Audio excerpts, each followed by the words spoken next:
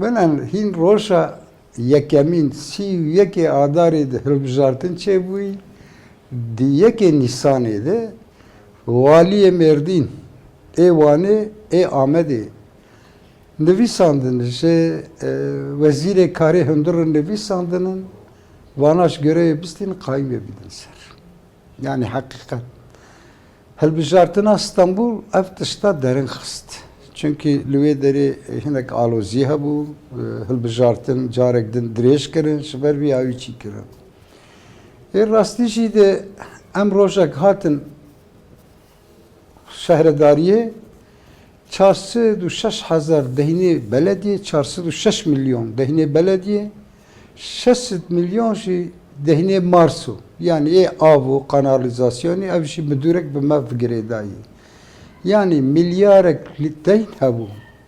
Em hatinin kayyum çûyî haqqı işçiya memura yani maaşı işçiya memura nedayî iştinin belediye.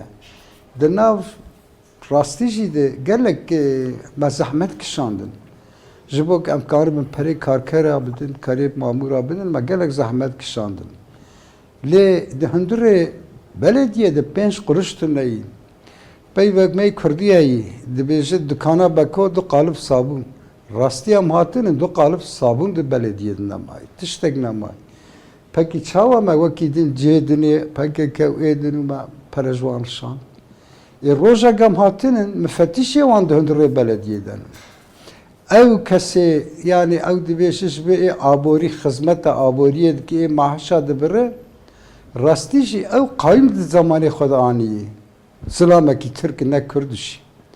Wan ew belgedan var. Tabii yani ev kesê Yani Türkiye şaradariye da bu ev kesê dibe ev kesê dibe şik es milliyetçî mi o qayîm hatî wê derê lê hatî ev belgana hatî gotî vicdanê mi diş.